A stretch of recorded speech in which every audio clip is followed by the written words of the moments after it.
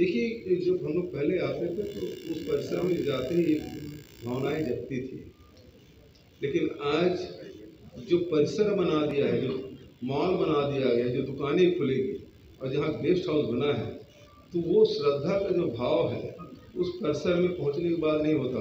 मंदिर में जाएंगे तो निश्चित रूप से उस भाव आ ही जाएगा, लेकिन उस क्षेत्र में जाते थे तो एक अलग वातावरण था, अब वो समाप्त हो गया। सुरेश जी, आपने अभी जो छत्तीसगढ़ की कल्याणकारी योजनाओं के बारे में बताया है, उन योजनाओं को देश के किन राज्यों में आपकी पार्टी प्रयास करेगी कि सब जगह लागू? अभी तो उत्तर प्रदेश की जो प्रतिज्ञाएं की है उसमें ये सारी बातें शामिल की गई है और आपके किसान भी मैनिफेस्टो में जी हाँ, प्रतिज्ञा जो की है प्रियंका जी ने जो 7 उसका अब तो 10 हो गया था जी। उन 10 प्रतिज्ञाओं में सारी बात है कि 2500 रुपया में धान भी खरीदेंगे, गेहूं भी खरीदेंगे, 400 क्विंटल में गन्ना खरीदेंगे, बिजली बिल आधा किया जाएगा और यहाँ तो अतिरिक्त जो लड़कियों के लिए, लड़की हूँ लड़ सकती हूँ, और उसमें जो उन्होंने लैपटॉप देने के बाद, स्मार्टफोन देने के बाद, स्कूटी देने के बाद कही वो उससे अतिरिक्त है जो हम लोग छत्तीसगढ़ में नहीं किए। वो सारी बातों की प्रतिज्ञा यहाँ हमारे कांग्रेस जनों ने की। आप दर्शन करने गए थे, रास्ते में आपने देखा होगा कि तमाम बिल्डिंग एक जैसे रंग में रंगा गया है, उसमें एक मस्जिद को भी रंग दिया गया है। आप क्या मतलब विचार है? देखिए, कोई भी काम जो रंगा गया है, लेकिन गलियों की स्थिति क्या है?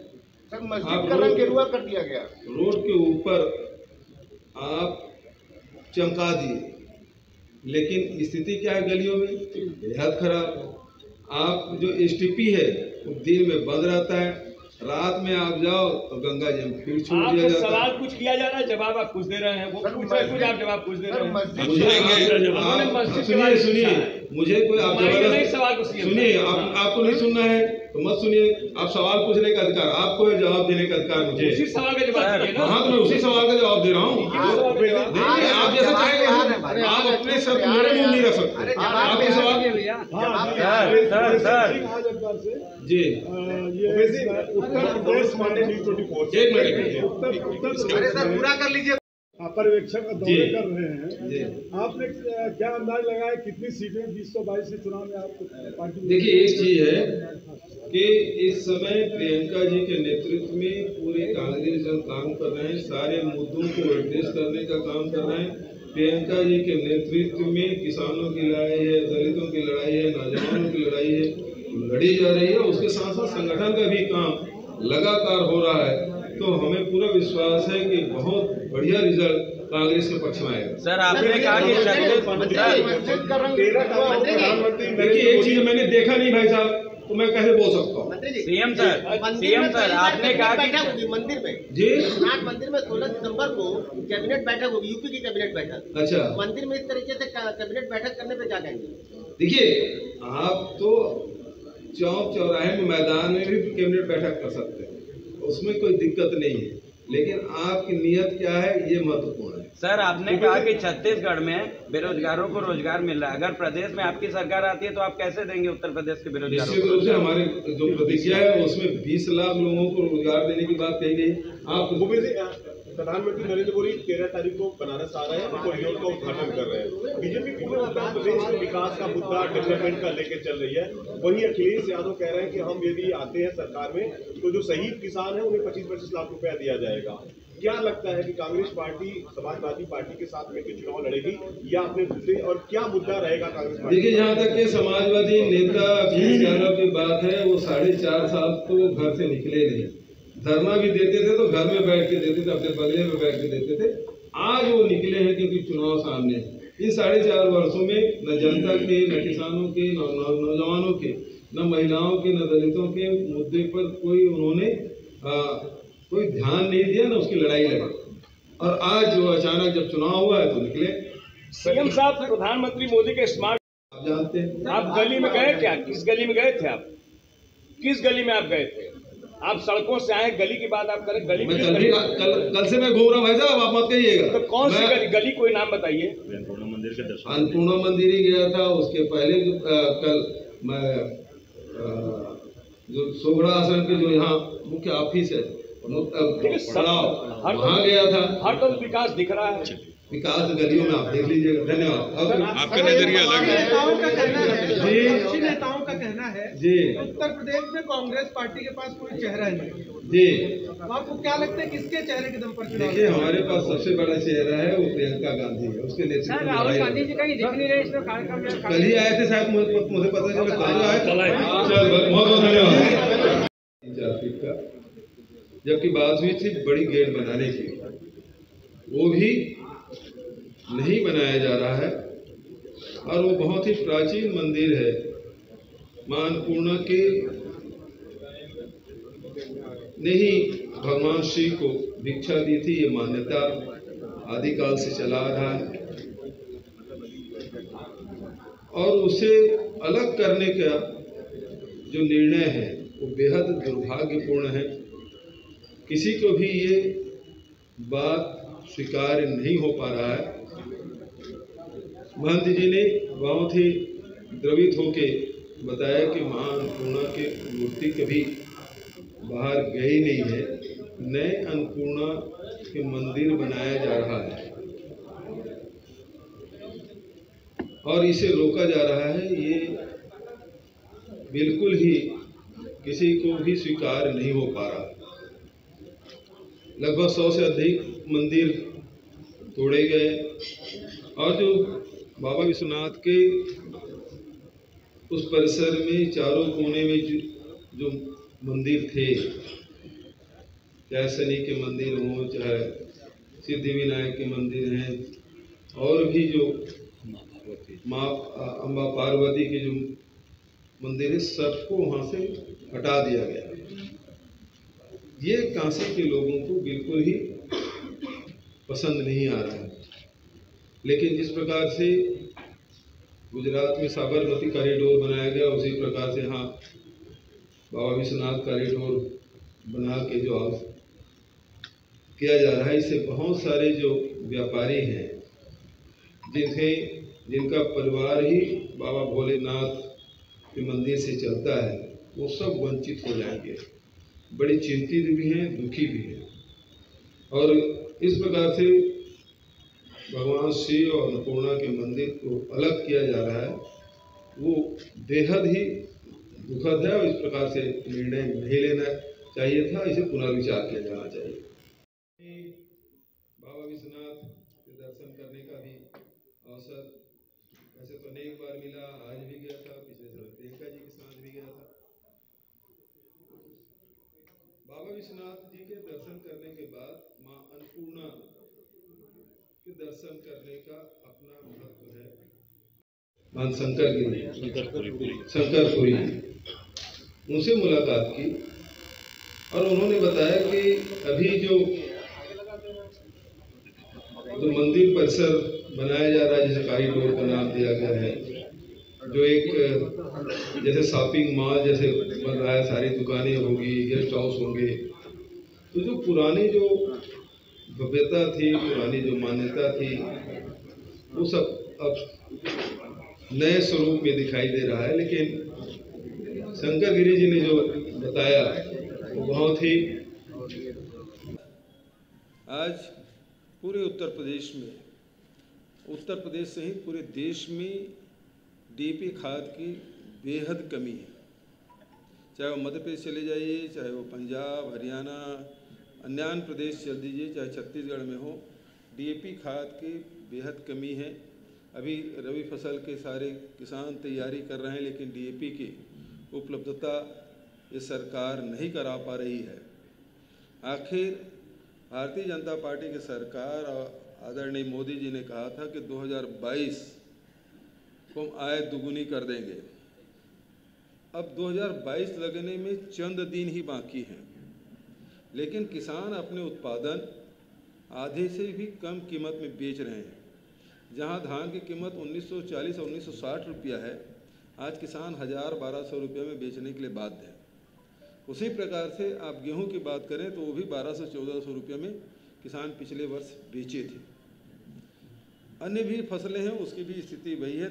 जब उत्पादन की कीमत, कृषि उत्पाद की कीमत यदि आधा है तो आय दुगुनी किसी कीमत में नहीं हो सकती। और ये सरकार डीएपी उपलब्ध नहीं करा पा रही, आखिर कारण क्या है? क्या इसे षड्यंत्र माने कि जो हर साल डीएपी की उपलब्धता थी उसे समाप्त कर दिया गया है और इस साल अचानक वो कमी हुई, जून जुलाई में उसे 1200 से बढ़ाकर 1900 कर दिया गया था, बाद में वापस कर लिया गया। तो क्या अब डीएपी नहीं मिलेगा हिंदुस्तान में? किसानों को नहीं मिलेगा तो कृषि उत्पादन की स्थिति क्या होगी?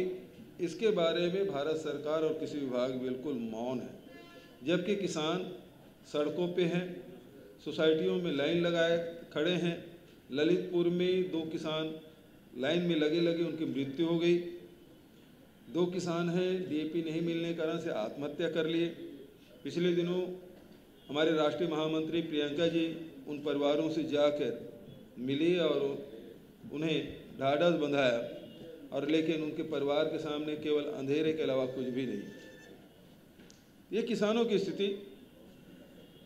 उसी प्रकार से आप बेरोजगारों की बात करें, मुझे बताया गया कि पिछले 2017 से लेके आज तक लगभग 8 बार पेपर लीक हो चुके हैं। मतलब नौजवानों के साथ जो छलावा किया जा रहा है। अभी पिछले दिनों जो पेपर लीक हुआ, 22 लाख लोगों से 1200 रुपया उनको फीस जमा कराया गया। बस वापसी की बात कही थी, वो भी उपलब्ध नहीं हुआ और उनके पैसे भी लोग डकार गए, पेपर भी लीक हुआ। बच्चे जो तैयारी किए थे उनके साथ तो बहुत बड़ा धोखा हुआ है। एक मिनट पूरा कर लीजिए पहले। आप यहाँ के प्रभारी भी बनाया गया, मैं पर्यवेक्षक हूँ। पर्यवेक्षक जी जी। आपने क्या अंदाज लगाया कितनी सीटें 2022 के चुनाव में आपको पार्टी? देखिए, एक चीज़ है कि इस समय प्रियंका जी के नेतृत्व में पूरे कांग्रेस जन काम कर रहे हैं, सारे मुद्दों को एड्रेस करने का काम कर रहे हैं। प्रियंका जी के नेतृत्व में किसानों की लड़ाई है, दलितों की लड़ाई है, नौजवानों की लड़ाई है, वो लड़ी जा रही है। उसके साथ साथ संगठन का भी काम लगातार हो रहा है। तो हमें पूरा विश्वास है कि बहुत बढ़िया रिजल्ट कांग्रेस के पक्ष में आएगा। सर आपने कहा कि देखिए, एक चीज़ मैंने देखा नहीं भाई साहब, तो मैं कैसे बोल सकता हूँ? सीएम सर आपने कहा कि मंदिर में जी मंदिर में 16 दिसंबर को कैबिनेट बैठक होगी, यूपी की कैबिनेट बैठक। अच्छा, मंदिर में इस तरीके से कैबिनेट बैठक करने पे जाने।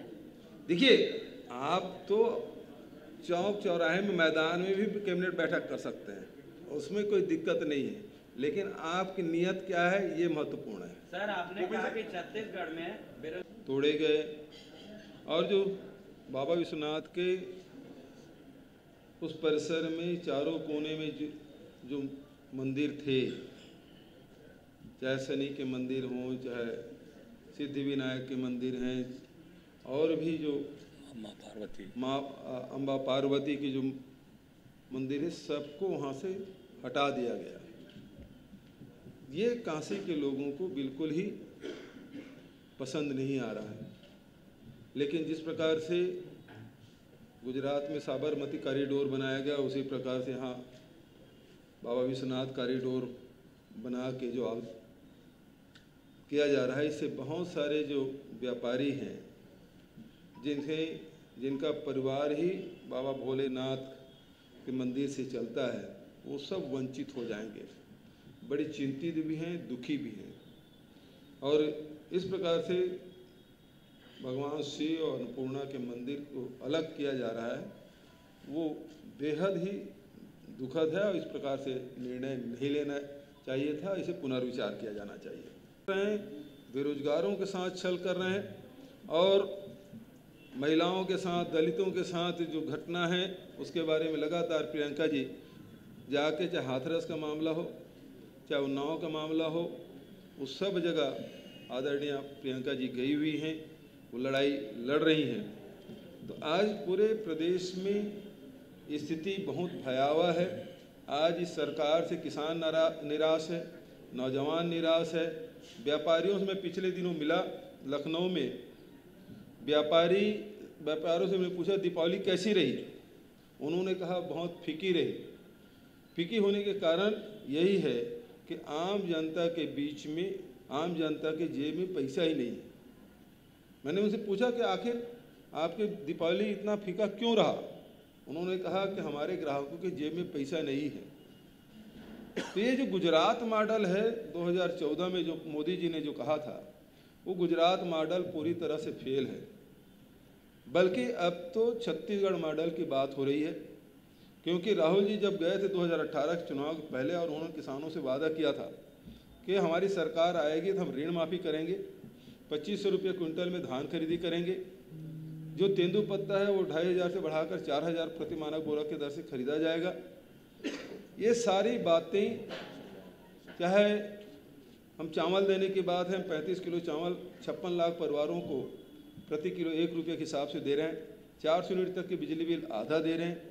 ये सारे वादे राहुल जी ने वहाँ की जनता से किए थे और आज 3 साल बीतने के बाद भी मैं गर्व के साथ कह सकता हूँ कि जो वादे हमारे नेताओं ने या हमारे घोषणा पत्र में हम लोगों ने जो किया था, उसमें से अधिकांश वादे हमने पूरे किए हैं।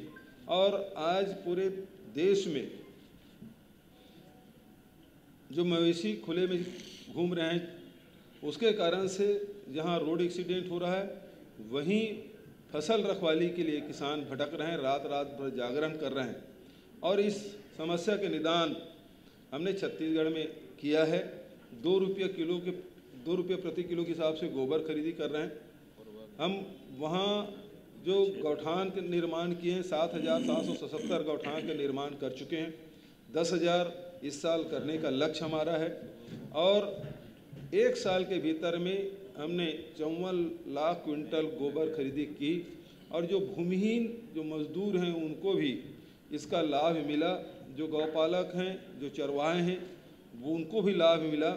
और जिनके पास कुछ भी नहीं था, ऐसे लोग भी गोबर बेच के कोई अपनी पत्नी के लिए मंगलसूत्र बनाए, कोई अपना मकान बनाया है, तो कोई अपने बच्चे के लिए लैपटॉप खरीदा पढ़ाई के लिए, तो कोई कानपुर हवाई यात्रा तक के वो जब बीजापुर में पता चला उसकी माँ बीमार है, वो कानपुर का रहने वाला है, तो वहीं से वो जगदलपुर आए, जगदलपुर से रायपुर, रायपुर से दिल्ली होते हुए वो कानपुर पहुंचा था। तो गोबर बेच के वो हवाई यात्रा कर रहा है। तो कैसे पैसे कमाना चाहिए, कैसे लोगों की जेब में पैसा जाए, ये हमारी सरकार छत्तीसगढ़ में कर रही है। और इसके कारण से छत्तीसगढ़ के व्यापारी भी खुश हैं, किसान भी खुश हैं, आदिवासी खुश हैं, मजदूर खुश हैं। हम छत्तीसगढ़ में भूमिहीन खेतिहर मजदूर न्याय योजना भी हमने लागू की, जो 6,000 रुपये वार्षिक उन मजदूरों को दिया जाएगा जिसके पास 1 भी डिसमिल ज़मीन ना हो। मेरे साथ आदरणीय राजेश तिवारी जी, आदरणीय राय जी, आदरणीय पटेल जी, आदरणीय चौबे जी, अन्य साथीगण उपस्थित हैं। मैं इस पत्रकार वार्ता में सभी पत्रकार मित्रों का, साथियों का मैं स्वागत करता हूं, अभिनंदन करता हूं। वैसे तो यूपी अनेक राजेश्वर पटेल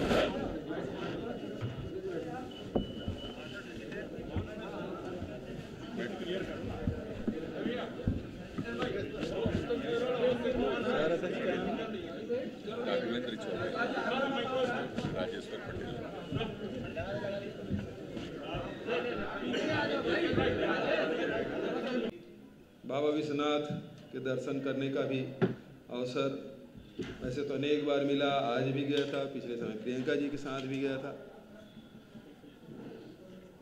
बाबा विश्वनाथ जी के दर्शन करने के बाद माँ अन्नपूर्णा के दर्शन करने का अपना महत्व है, क्योंकि माँ अन्नपूर्णा के दर्शन के बिना वो प्रार्थना पूरी नहीं होती। आज मैं साथियों के साथ माँ अन्नपूर्णा की पूजा अर्चना करने के बाद वहाँ के जो महंत हैं, महंत शंकरपुरी, उनसे मुलाकात की और उन्होंने बताया कि अभी जो मंदिर परिसर बनाया जा रहा है, जैसे कॉरिडोर का नाम दिया गया है, जो एक जैसे शॉपिंग मॉल जैसे बन रहा है, सारी दुकानें होगी, गेस्ट हाउस होंगे, तो जो पुरानी जो भव्यता थी, पुरानी जो मान्यता थी, वो सब अब नए स्वरूप में दिखाई दे रहा है। लेकिन शंकर गिरी जी ने जो बताया वो बहुत ही दिल को छूने वाली बात थी कि अब भगवान विश्वनाथ के दर्शन करने के बाद जो मां अन्नपूर्णा के मंदिर जाने का जो रास्ता है उसे ब्लॉक किया जा रहा है। वो 3 फीट का एक छोटा सा गलियारा दिया जा रहा है 3-4 फीट का, जबकि बात हुई थी बड़ी गेट बनाने की, वो भी नहीं बनाया जा रहा है। और वो बहुत ही प्राचीन मंदिर है, मां अन्नपूर्णा के ने ही भगवान शिव को भिक्षा दी थी, ये मान्यता आदिकाल से चला आ रहा है। और उसे अलग करने का जो निर्णय है वो बेहद दुर्भाग्यपूर्ण है। किसी को भी ये बात स्वीकार नहीं हो पा रहा है। महंत जी ने बहुत ही द्रवित होके बताया कि मां अन्नपूर्णा की मूर्ति कभी बाहर गई नहीं है, नए अन्नपूर्णा के मंदिर बनाया जा रहा है और इसे रोका जा रहा है। ये बिल्कुल ही किसी को भी स्वीकार नहीं हो पा रहा है। की है उसमें ये सारी बातें शामिल की गई हैं और किसान भी जी हाँ, प्रतिज्ञा जो की है प्रियंका जी ने जो 7 उसका अब तो 10 हो गया शायद जी, उन 10 प्रतिज्ञाओं में सारी बात है कि 2500 रुपया में धान भी खरीदेंगे, गेहूं भी खरीदेंगे, 400 क्विंटल में गन्ना खरीदेंगे, बिजली बिल आधा किया जाएगा। और यहाँ तो अतिरिक्त जो लड़कियों के लिए, लड़की हूँ लड़ सकती हूँ, और उसमें जो उन्होंने लैपटॉप देने के बाद, स्मार्टफोन देने के बाद, स्कूटी देने के बाद कही है, वो उससे अतिरिक्त है जो हम लोग छत्तीसगढ़ में नहीं किए हैं। वो सारी बातों की प्रतिज्ञा यहाँ हमारे कांग्रेसजनों ने की। सर एक सवाल, रास्ते में आपने देखा होगा कि तमाम बिल्डिंग एक जैसे रंग में रंगा गया है, उसमें एक मस्जिद को भी रंग दिया गया है। आप क्या मतलब विचार है? देखिए, कोई भी काम जो रंगा गया है, लेकिन गलियों की स्थिति क्या है? आप रोड के ऊपर आप चमका दिए, लेकिन स्थिति क्या है गलियों में? बेहद खराब। आप जो एसटीपी है वो दिन में बंद रहता है, रात में आप जाओ तो गंगा जी में फिर छोड़ दिया जाता है। कुछ किया जा रहा है, जवाब आप कुछ दे रहे हैं, वो पूछ रहे हैं, आप जवाब कुछ दे रहे हैं। मुझे आप सुनिए, मुझे कोई आप जबरदस्त सुनिए किस प्रकार से बढ़े। और वहीं उत्तर प्रदेश में चाहे वो किसान हैं, चाहे वो मजदूर हों, चाहे वो नौजवान हों, उसे सबको ठगा जा रहा है, लूटा जा रहा है। ये स्थिति उत्तर प्रदेश की देखने को मिल रहा है। और तो और साधु संत समाज भी इस सरकार से नाराज मुझे आज काशी विश्वनाथ बाबा के दरबार में देखने को मिला है। आप लोगों की तरफ से कोई सवाल हो तो सादा सर, आपको कैसा लगा कॉरिडोर देख करके? आप जो नया स्वरूप, पार्टी के पास कोई चेहरा नहीं जी, आपको क्या लगता है किसके चेहरे के दम पर चुनाव? देखिए, हमारे पास सबसे बड़ा चेहरा है वो प्रियंका गांधी है, उसके नेतृत्व में लड़ाई लड़ी। कल ही आए थे शायद, मुझे पता चला कल तो आए थे। चल, बहुत बहुत धन्यवाद। निश्चित रूप से हमारे जो प्रतिज्ञा है उसमें 20 लाख लोगों को रोजगार देने की बात कही गई। आप प्रधानमंत्री नरेंद्र मोदी 13 तारीख को बनारस आ रहे हैं और कॉरिडोर का उद्घाटन कर रहे हैं। बीजेपी पूरे उत्तर प्रदेश में विकास का मुद्दा, डेवलपमेंट का लेके चल रही है। वहीं अखिलेश यादव कह रहे हैं कि हम यदि आते हैं सरकार में तो जो शहीद किसान है उन्हें 25-25 लाख रुपया दिया जाएगा। क्या लगता है कि कांग्रेस पार्टी समाजवादी पार्टी के साथ मिलकर चुनाव लड़ेगी या अपने मुद्दे, और क्या मुद्दा रहेगा कांग्रेस? देखिए, जहाँ तक के समाजवादी नेता अखिलेश यादव की बात है, वो 4.5 साल तो वो घर से निकले नहीं। धरना भी देते थे तो घर में बैठ के देते थे, अपने बंगले में बैठ के देते थे। आज वो निकले हैं क्योंकि चुनाव सामने है। इन 4.5 वर्षों में न जनता के, न किसानों के, न नौजवानों के, न महिलाओं के, न दलितों के मुद्दे पर कोई उन्होंने कोई ध्यान नहीं दिया, न उसकी लड़ाई लड़ी। और आज जो अचानक जब चुनाव हुआ है तो निकले। सीएम साहब, प्रधानमंत्री मोदी के स्मार्ट सिटी बना से कुछ बदलाव आपको नजर आया? मैंने पहले कहा गलियों की स्थिति क्या है, मेरे से अच्छा आप जानते हैं। आप गली में गए थे? किस गली में गए थे आप? किस गली में आप गए थे? आप सड़कों से आए, गली की बात आप करें? मैं कल से मैं घूम रहा हूँ भाई साहब, आप मत कहिएगा। तो कौन मैं गली, कोई नाम बताइए। अभी अन्नपूर्णा मंदिर के दर्शन, अन्नपूर्णा मंदिर ही गया था। उसके पहले कल मैं जो सोगड़ा आश्रम के जो यहाँ मुख्य ऑफिस है पड़ाव, वहाँ गया था। विकास दिख रहा है। विकास गलियों में आप देख लीजिएगा। धन्यवाद। और आपका नजरिया अलग। जब हम लोग पहले आते थे तो उस परिसर में जाते ही एक भावनाएं जगती थी, लेकिन आज जो परिसर बना दिया है, जो मॉल बना दिया गया है, जो दुकानें खुलेगी और जहाँ गेस्ट हाउस बना है, तो वो श्रद्धा का जो भाव है उस परिसर में पहुँचने के बाद नहीं होता। मंदिर में जाएंगे तो निश्चित रूप से वो भाव तो आ ही जाएगा, लेकिन उस क्षेत्र में जाते थे तो एक अलग वातावरण था, अब वो समाप्त हो गया। सर, ये जी आपने अभी जो 36